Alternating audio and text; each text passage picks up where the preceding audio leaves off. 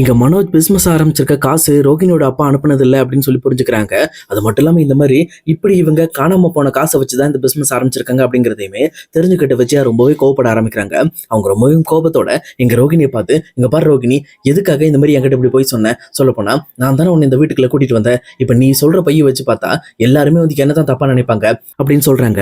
ஆனா அதை கேட்ட ரோகிணியுமே, இங்க பாருங்க நான் எதுவுமே பண்ண கிடையாது. நான் ஆல்ரெடி இந்த பணத்தை வச்சு இங்க மனோஜுக்கு பிசினஸ் தான் ஆரம்பிச்சு கொடுத்துருக்கேன். மனோஜ் நல்ல நிலைமைக்கு வரணுங்கிறது உங்களோட ஆசை, அதை தான் நாங்க பண்ணிருக்கோம் அப்படின்னு சொல்லி சொல்றாங்க. அதெல்லாம் ஒரு பக்கம் இருக்கட்டு, பட் இருந்தாலும் இந்த பணம் வந்து உங்க அப்பா அனுப்பல. அப்ப உங்க அப்பா உண்மையிலுமே அங்க மலேசியால இருக்காரா அப்படிங்கிற விஷயம் எங்களுக்கு தெரியணும்ல. இவ்வளவு நாள் ஆச்சு, இது வரைக்கும் நீ உங்க அப்பாவோட போட்டோ காட்டல, உங்க அப்பாவோட இருக்கிற அட்ரஸ் கூட என்கிட்ட சொன்னது கிடையாது. இதெல்லாம் பாக்குறப்போ உன் மேல டவுட் வருதா இல்லையா அப்படின்னு சொல்லி சொல்றாங்க. உடனே இதை கேள்விப்பட்ட முத்துமே, ஆமா ஆமா, ஆல்ரெடி எனக்கும் டவுட்டா தான் இருக்கு. இவங்க ஆக்டிங் போறதை பார்த்தா எனக்கு என்னமோ மலேசியாவே காலியா தான் இருக்கும் போல இருக்கு. இங்க ரோகிணிக்கும் மலேசியாவுக்கும் எந்த ஒரு சம்மந்தமும் இருக்காதுன்னு நினைக்கிறேன். பேசாம அங்க போய் பார்த்தா தான் செட் ஆகும் அப்படின்னு சொல்லி சொல்றாங்க.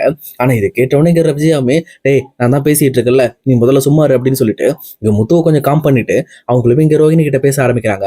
அப்ப ரோகிணியுமே, இங்க பாருங்க நான் உண்மையிலுமே சொல்றேன், எங்க அப்பா அங்கதான் இருக்காரு, கண்டிப்பா ஒரு கூடிய சீக்கிரத்துல நம்ம போய் பார்க்கலாம் அப்படின்ற மாதிரி ரொம்பவே நம்பிக்கையோட பேசிட்டு இருக்காங்க.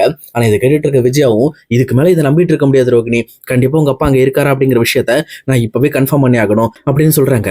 அவங்க பேசி முடிச்சதுக்கு அப்புறம் இங்க முத்துவுமே, ரோகிணி வித்யா வந்து உங்களோட சின்ன வயசு ஃப்ரெண்டு தானே அப்படின்னு சொல்லி கேட்கறாங்க. அப்ப ரோகிணியுமே இங்க வித்யா விட்டு கொடுக்காம, ஆமா அவ சின்ன வயசுல இருந்து எனக்கு தெரியும், அவ என்னோட சின்ன வயசு ஃப்ரெண்டு தான் அப்படின்னு சொல்லி சொல்றாங்க. உடனே சரி ஓகே, நீங்க வித்யாவுக்கு கால் பண்ணி இங்க வர வைங்க அப்படின்னு சொல்லி சொல்றாங்க. எதுக்காக அப்படின்னு சொல்லி கேட்கிறப்போ, நான் தான் சொல்றேன்ல, நீங்க முதல்ல உங்க ஃப்ரெண்டை கால் பண்ணி வர வைங்க அப்படின்னு சொல்லி சொல்றாங்க. அதுக்கப்புறம் இங்க வித்யாக்குமே கால் பண்ணி அவங்களை இங்க வீட்டுக்கு வர வைக்கிறாங்க. வந்ததுக்கு அப்புறம் இங்க முத்துவும் விஜயாவும் சேர்ந்துட்டு, ஆமா வித்யா, இந்த மாதிரி ரோகிணி உங்க கூட சின்ன வயசுல இருந்து பழகிட்டு இருக்கா, அது உனக்கு தெரியும் தானே அப்படின்னு சொல்லி கேட்கிறப்போ, ஆமா ஆண்டி எனக்கு தெரியும், அவங்க அப்பா எங்க அப்பா எல்லாருமே ஒன்னா தான் இருந்தோம், சொல்ல போனா நாங்க சின்ன வயசுல இருந்து ஃப்ரெண்ட்ஸ் அப்படின்னு சொல்லி சொல்றாங்க. இதை கேட்ட விஜயமே, ரோகிணியோட அப்பாவோட போட்டோ தான் காட்டுமா அப்படின்னு சொல்லி கேட்கறாங்க. இப்படி இவங்க கேட்ட அடுத்த செகண்ட் இந்த பக்கம் வித்யாவோட முகமே மாற ஆரம்பிக்குது. உடனே அவங்க, இல்ல இந்த மாதிரி ரோகிணியோட அப்பா போட்டோ எதுவும் என்கிட்ட கிடையாது அப்படின்னு சொல்லி சொல்றாங்க. ஆனா இதை கேட்ட விஜயாவுமே, என்னம்மா சொல்றேன், இப்பதானே உங்க அம்மா உடம்பு சரியில்லை அப்படின்னு சொல்லி ஊருக்குலாம் போயிட்டு வந்த, அப்ப கூட நீ போய் பார்க்கலையா, இந்த மாதிரி எந்த ஒரு போட்டோவுமே உன்கிட்ட கிடையாதா அப்படின்னு சொல்லி கேட்கறாங்க.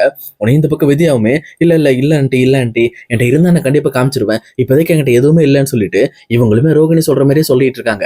இதை பார்த்துட்டு இருக்க முத்துக்குமே ரொம்பவே கடுப்பாயிடுது. உடனே கோவப்பட்டுட்டு, என்ன இது ஆளுக்கு மாறி மாறி பேசாம சொல்லி வச்சு பேசுற மாதிரி பேசுறீங்க, அங்க ரோகிணி கேட்டாலுமே அவங்க அப்பா போட்டோ இல்லைன்றாங்க, உங்களை கேட்டாமலே இல்லைன்றீங்க, நீங்க சொல்றதெல்லாம் பார்த்தா நம்புற மாதிரியே தெரியல, நீங்க ஏதோ வந்து பெருசா ஒரு ஏமாத்து வேலை பண்ணிக்கிட்டு இருக்கீங்க அப்படின்னு சொல்லிட்டு எங்க முத்து சரியா கண்டுபிடிச்சிடறாரு.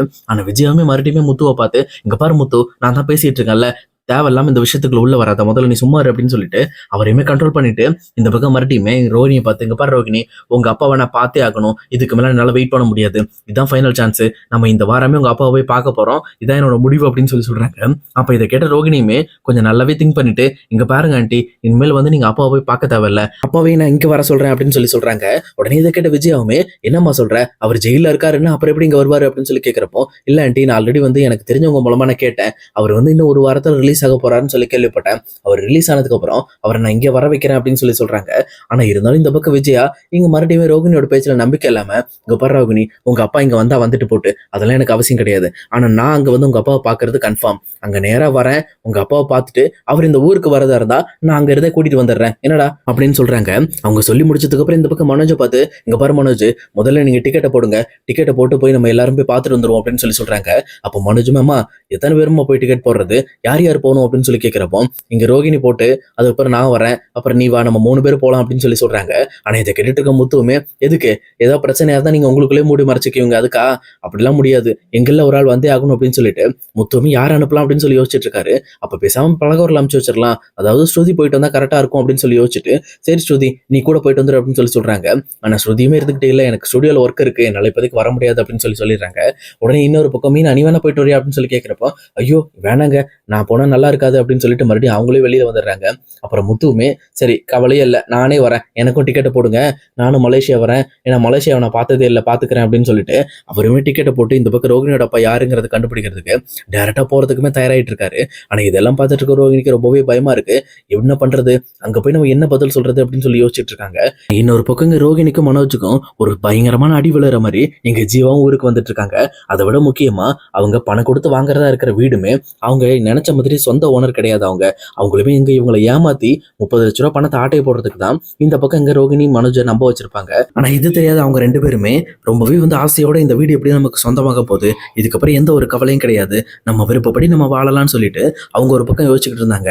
ஆனா இப்ப ரோகிணியோட கனவுல மண்ணள்ளி போட்ட மாதிரி நிறைய விஷயங்கள் அவங்களுக்கு எதிராகவே நடந்துகிட்டு இருக்கு.